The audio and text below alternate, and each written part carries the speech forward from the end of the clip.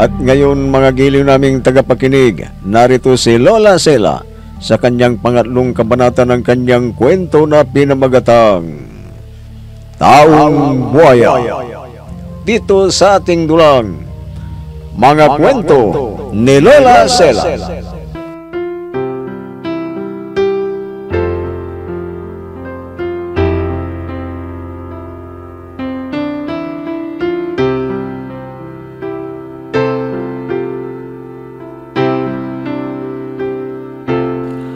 Dinala ng pulis si Elma sa presinto at pagdating niya doon, sinampal at sinuntok siya agad ni Doña Dora. Nagmakaawa silang mag-ina na huwag sanang ikulong ang dalaga sapagkat wala naman siya kasalanan, pero ipinilit ng Doña na ipakulong siya. Nang malaman ni Ronnie ang nangyari, pinag-iusapan ang kaibigan niyang abogado at naabsuelto si Elma. Kaya galit na galit si Doña Dora. Sinabi niya sa anak niya ang nangyari. Kaya itinumba ni Andrew si Atty. Viral. Maraming nalungkot, pati ang pobreng mag-ina.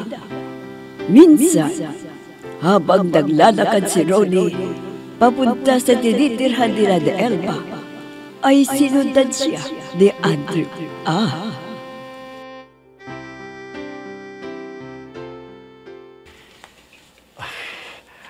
Kailangan maabutan ko sila Elma doon sa tinirhan nila para paalalahanan. Para may masamang binabalak sa kanila si Andrew. Ay, napakasamang talaga ng mag-inang yun. Alam kong silang responsable sa pagkamatay ni Atty. Verano. Hoy! Andali lang! Parang kilala kong boses na yun nasa likuran ko. Hoy! Bingi ka ba? Sandali lang sabi. Tumigil ka. Hindi sasaksakin kita.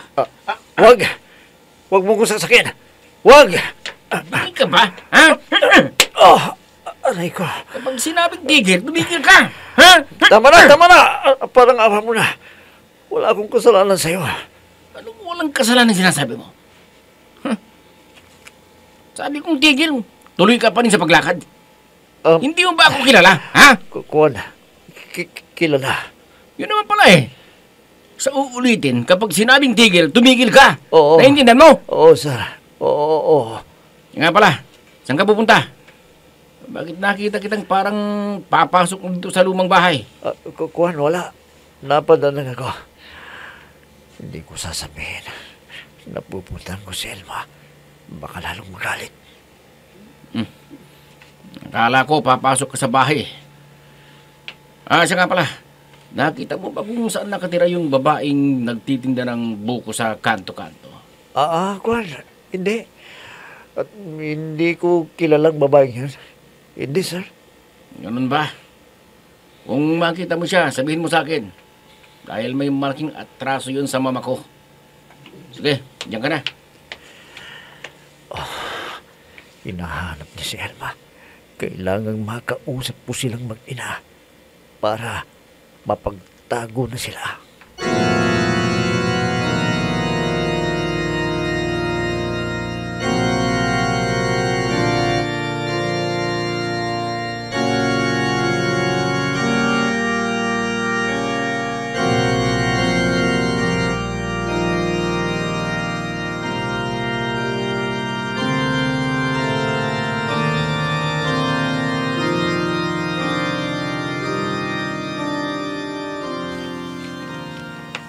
Andrew, iho, nakita mo na ba ang babaeng ipinakulong ko?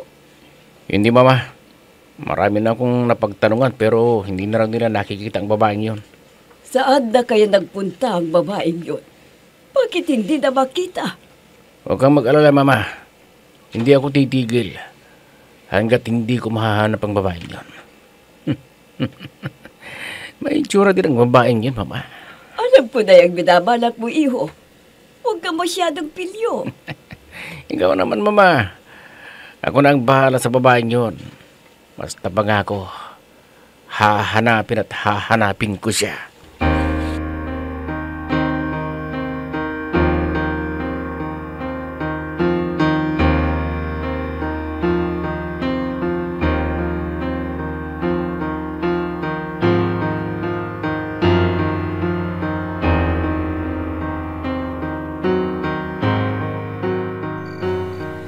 Oh, Rolly, gabing-gabi na, napasugod ka. Bakit ba? Talagang nagpagabi ako, Irma, para walang makikita sa akin sa pagpunta ko rito. Kanina pa sana kita gustong makausap eh. Ha? Bakit naman? Anong sasabihin mo ba sa akin? Nanganghanib kayo ng nanay mo rito.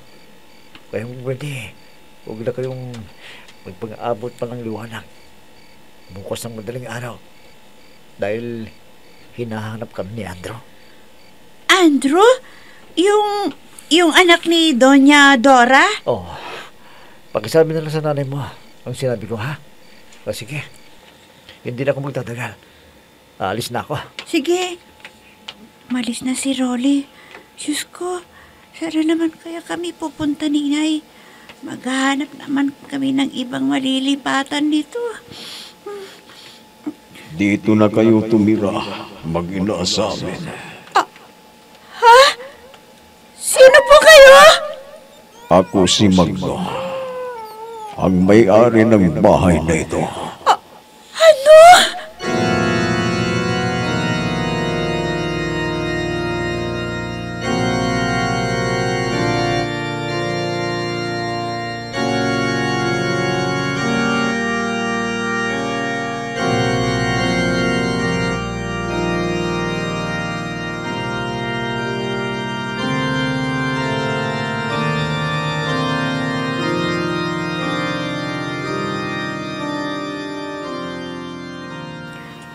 Maraming salamat po sa inyo, sir, sa pagpapatira niyo sa amin ng anak ko sa bahay ninyo. Walang anuman. Ito rin yung bahay niyo na ito. Kayo na ang bahalang maglinis. Dahil matagal ng panahon na walang naglilinis dito. Opo, sir. Lilinisin po namin ng anak ko ang loob ng bahay niyo. Ay, siya nga po pala. Kayo lang ho ba ang nakatira dito? Wala ho ba kayong ibang kasama? Nasaan na yung kausap ko? Biglang nawala sa likuran ko. Siguro, pumasok sa silid na ito. Teka, uumpinsahan ko ng maglinis para madaling matapos. Ang daming lumang gamit dito. Ang mga salamin, ginto ang frame. Mahal ang halaga ng mga ito, kaya iingatan kong linisin. Baka mabasag.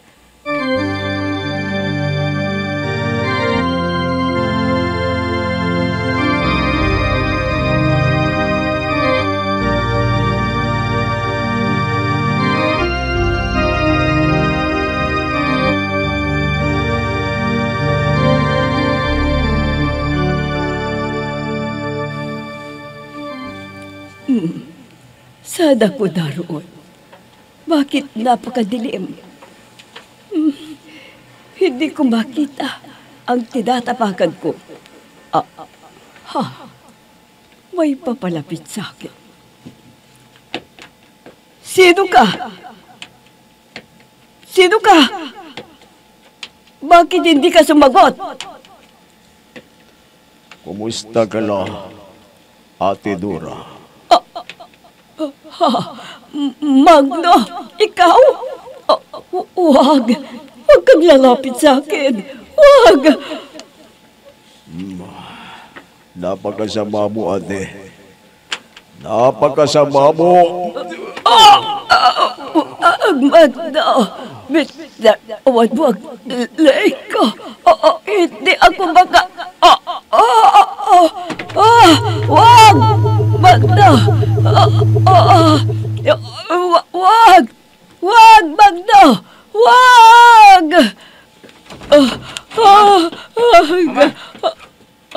Gumising ka! Mama! Andrew! Mama, buti na lang hindi pa ako nakakaalis. Hindi, nabangungot ka na. Bakit? Aalis ka, iho? Saan ka pupunta? Hahanapin ko ang gagang babae na nagtangkang magnakaw ng alahas mo. Huwag, iho. Huwag ka munang umalis sa gabing ito. Samahan mo ko rito. Mamabangungot ako. Napanaginipan kong Uncle Magno mo.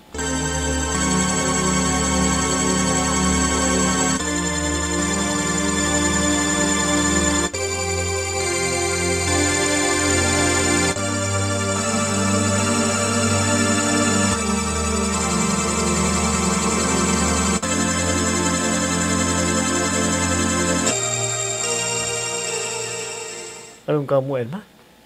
Pinayagan kayo ni Don Magno na manirahan sa lumang bahay na yan? Oo, Rolly. Pero, papaanong nangyari yun? Matagal nang patay si Don Magno. Ha? Pero, nakausap namin ni Inay eh.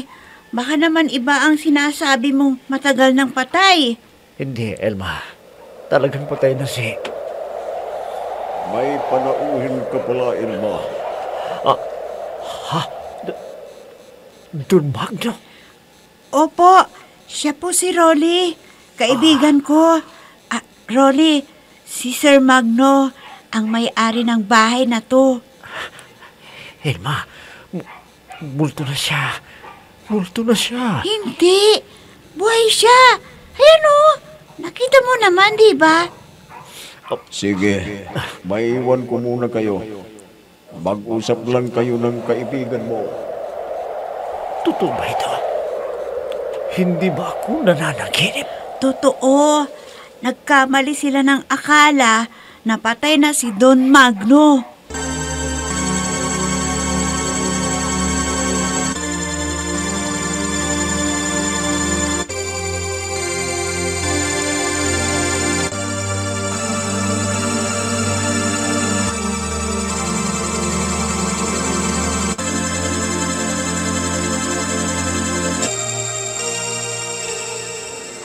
Malapit na ako sa bahay ni Uncle Magno.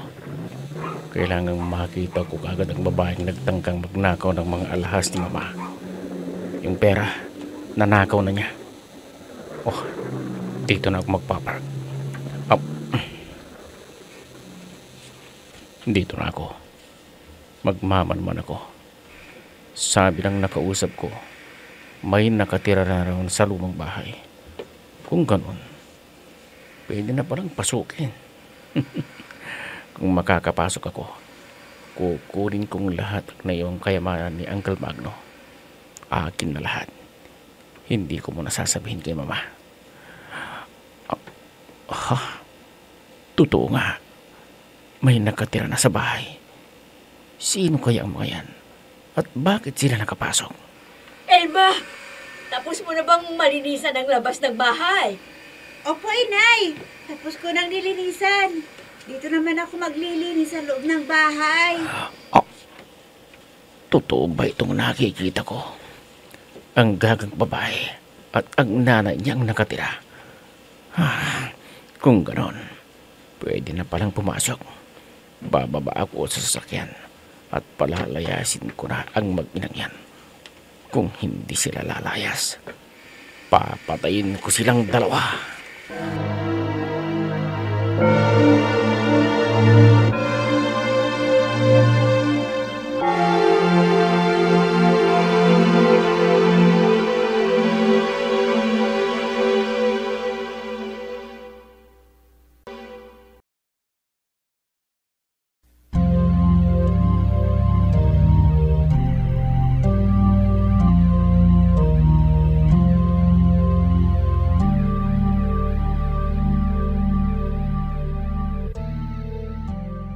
Elma, anak.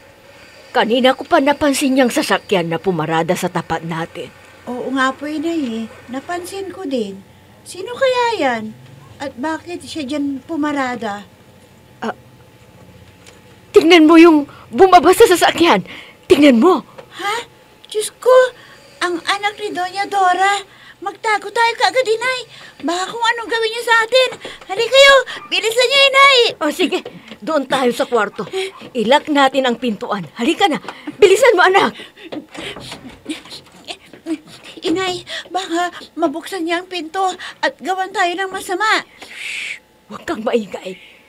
Pakiramdaman natin kung makakapasok siya ng bahay. Inay, binubuksan niya ang gate. Makakapasok na siya. Magdasal tayo, anak. Sana hindi tayo makita dito. Inay, parang may nanakit sa kanya. Ayun, napasigaw. Oo nga, pero sino ang nanakit sa kanya? Sino? Wala na. Umalis na siya, Inay. Pero sino kayang nanakit sa kanya? tignan natin Inay kung sino ang nandyan sa labas. Ay nako, wag. Wag muna tayong lumabas dito. Siguraduhin muna natin wala dyan ang lalaking yun. Wala na, dahil narinig na nating umalis ng sasakyan. Kaya halina kayo, lumabas na tayo.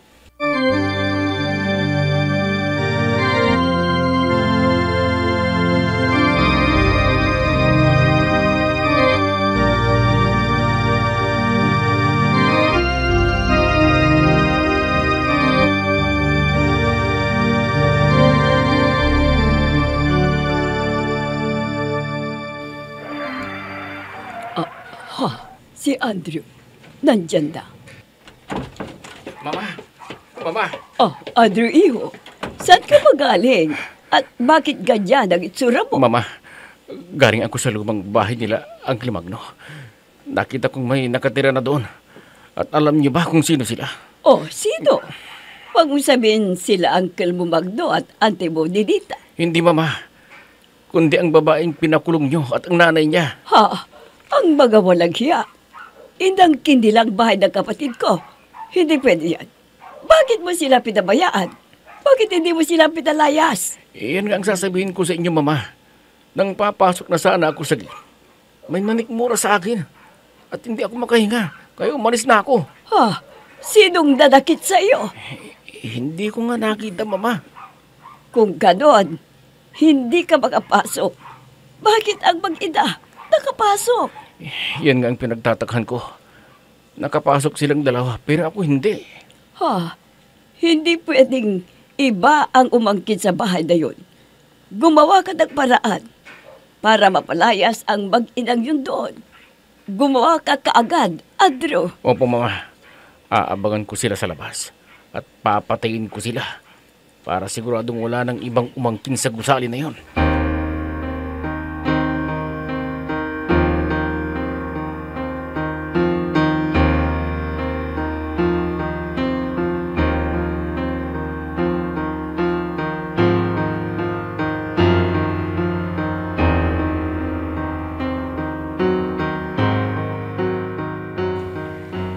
Elma, anak, bakit kaya napasigaw ang anak ni Doña Dora? Kung may nanakit, sino? Ewan ko, Inay, pero kailangan na mag-ingat tayo. Baka biglang bumalik at gawan tayo ng masama. Oo, anak. Teka, hindi kaya si Rolly ang nanakit sa kanya? Imposible naman na siya, Inay. Alam niyo namang takot na takot siya sa lalaking yun. Malay mo, baka napuno na rin yung tao at nasaktan na siya.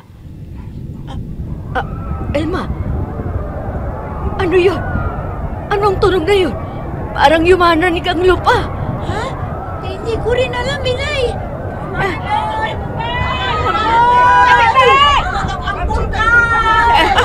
May naririnig akong nagsisigawan sa labas, anak. Ang bulkan daw! Pumutok! Ano?